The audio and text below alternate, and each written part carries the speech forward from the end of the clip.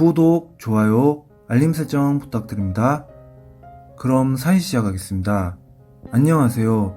저는 32살 주부입니다. 결혼 3년 차의 아이는 없고요. 이제 준비 중입니다. 그런데 워낙 스트레스가 많아서 가능할지는 모르겠어요. 저에게는 당연히 시부모님이 계십니다. 결혼 당시에는 두 분 다 계셨는데 시아버지는 재작년 1월에 돌아가셨고 78세로 돌아가셨습니다. 시어머니는 올해 64세로 시아버지와는 딸을 한 명씩 데리고 결혼하셨고 형님들은 나이는 모두 50을 향해 가고 계세요. 두 분이 재혼하셔서 현재 저희 남편을 낳으셨고요.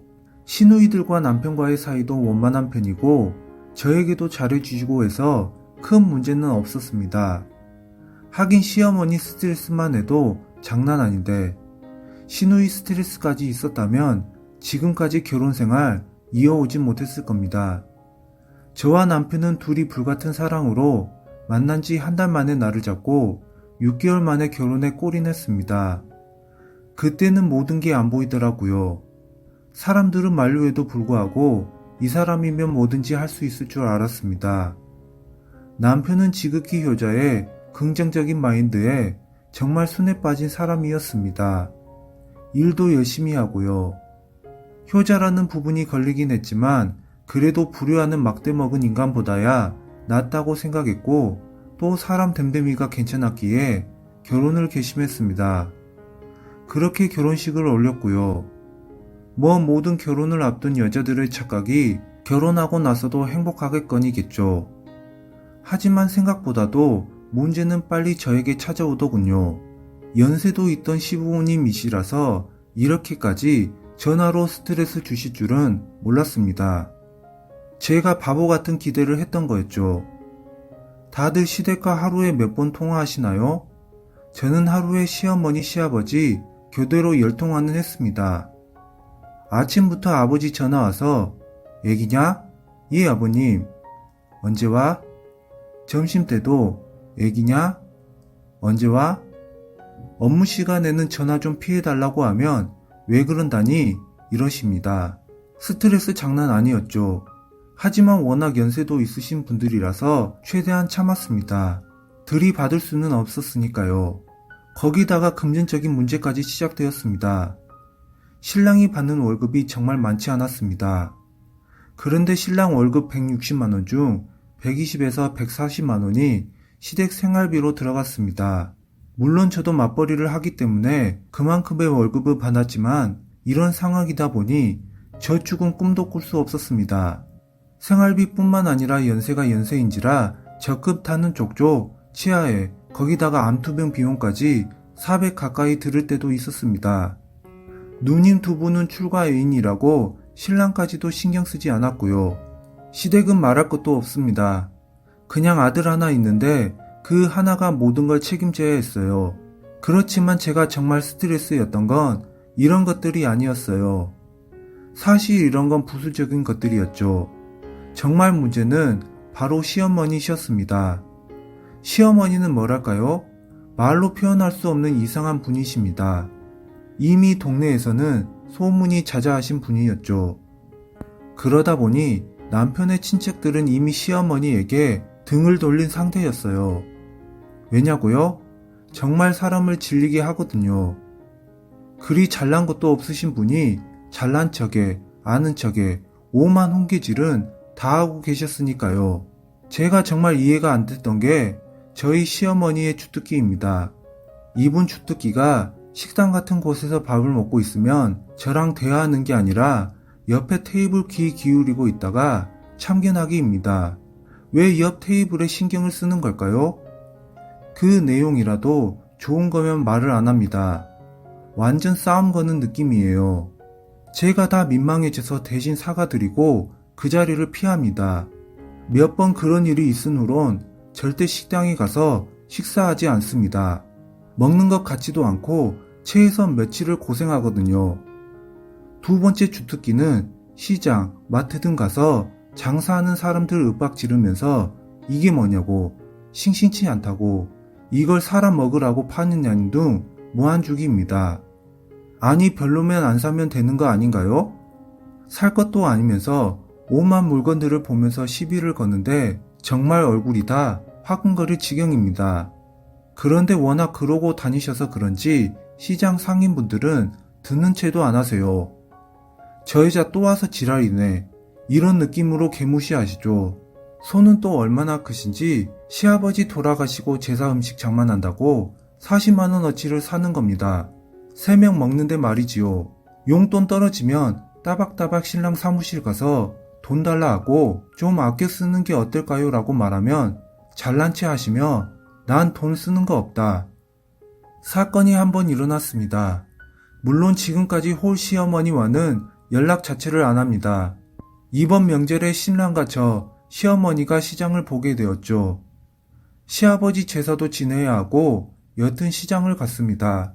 셋이 지낼 거니 고기도 조금, 형식적으로 몇 가지는 좀 빼고 하면 좀 좋습니까? 과자만 5가지를 사는 겁니다. 오광사탕에 무슨 비스킷에 아버지가 요구르트 좋아하셨다고 요구르트도 2줄 사시고 너무 힘들었습니다.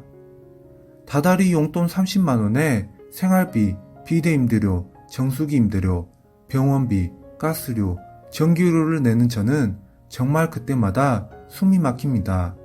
시장 볼 때마다 혼자 사시는데 왜 간장은 제일 큰 거를 사고 밀가루는 왜 10kg를 사고 국수는 왜 20봉을 사는지, 곰팡이에 개미에 쌀벌레에 시댁은 정말 앉아있기도 힘들 정도입니다. 단 하나를 못 버리십니다. 뿐만 아니라 저희 동네에서는 그 망할 푸드뱅크가 사람 농락합니다. 노인들에게 하루 이틀 남은 음료며 진한 음료며 진한 음식 등을 섬시 쓰듯 박스째 줍니다. 그걸 또 다른 사람들 주고 민망해 죽겠습니다. 날짜 지난 걸. 신랑은 그런 시어머니를 보더니 도저히 엄마랑 못 있겠다고 집에 가자는 건 명절이니까 있어야 한다며 억지로 붙잡아 두었습니다.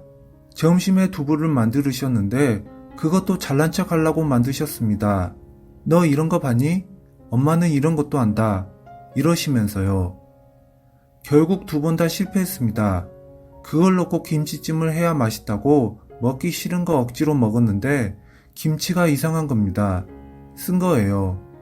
소화도 안 되고 속이 이상한 상태에서 다음날 전을 부치려고 맛살을 찾았습니다. 냉장고에 분명 1kg짜리 커다란 맛살을 봐놓은지라 맛살 좀 주세요 했더니 냉동실 것부터 쓰자는 겁니다. 그럼 주세요 했더니 2017년산입니다. 짜증났지만 버리세요 했더니 다시 냉동실로 들어가는 겁니다. 좀 큰 소리로 어머니 했지만 그때부터 이상한 소리 막 뭐라 하시는 겁니다. 듣기도 싫고 속은 이미 부글부글하고 칼 내려놓고 제살라 온다고 나와버렸습니다. 신랑도 뒤따라 나왔고요. 뒤통수에 겁나 시끄러웠습니다. 다신 안 본다는 둥, 인연 끊는다는 둥, 스트레스가 머리끝까지 손이 바들바들 떨렸습니다. 그날 저녁 탈이 났습니다. 다음날 새벽 피를 토하기 시작하더니 6시간 동안 피를 토하는 겁니다. 신랑과 병원을 부랴부랴 가서 응급실에서 잠자는 주사 맞고 토하는 거 멈췄습니다. 조그만 미란성 위험은 있는데 피토할 만큼은 아니라는 겁니다. 스트레스가 원인이랍니다. 어머니 냉장고는 쓰레기 냉장고입니다. 냉장고 안엔 10년은 계속 우겨넣는 음식물이 있습니다. 냉장고 냄새가 너무 역겹습니다. 시댁에서 뭐를 못 먹겠습니다. 지옥입니다. 신랑이 입원해 있는 동안 시어머니께 저 쓰레기 버리기 전에 제 얼굴 볼 생각 말라고 해서 지금까지 가지 않고 있습니다. 신경 안 써서 편하긴 하지만 마음은 좀 그렇습니다. 결혼 후 틈만 나면 저희 부모님께 전화해서 교육이 어떻다는 둥 따따부터 하루 5통화 이상 그러셨던 분. 결혼 전 시어머니 입원하셨을 때 울 친정엄마가 반찬 가져다 줬는데 앞에다가는 아이고 사돈 어르신 하던 분이 뒤에서는 이런 돼지 개나 먹으라는 거냐고 하시면서 욕하시는 이중인격자. 하지만 시아버지 돌아가시고 날개가 부러졌습니다. 따따부따 안 하십니다. 시아버지 돌아가시기 전엔 동네에서 제일 나쁜 년 만들더니 시아버지 돌아가시니까 세상에서 제일 착한 며느리 만드십니다. 그리고 제가 드리는 용돈 30만원으로 30만원짜리 화장품 사서 저희 사무실로 오십니다. 세상에서 제일 자상한 시어머니이시냐. 그리고 일주일 후 신랑한테 가서 용돈 달라십니다. 그래도 신랑이랑 사는 건 신랑이 제 편입니다. 시누이들이 제 편입니다. 시어머니만 적당히 견딜만 하면 전 너무 행복하겠습니다. 사무실 언니가 부러웠던 말이 있습니다. 시어머니를 존경한다고, 시집 잘 갔다고. 도대체 어떻게 해야 시어머니를 존경할 수 있을까요? 너무 부럽습니다.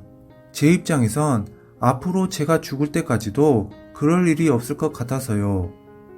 이번 사연은 여기까지였습니다. 다들 어떻게 들으셨나요? 얼마나 마음고생이 심하셨으면 사연 주신 분이 피를 토할 정도셨을지 감히 상상하기도 힘드네요. 들어주셔서 감사드리며 좋은 사연으로 찾아올게요.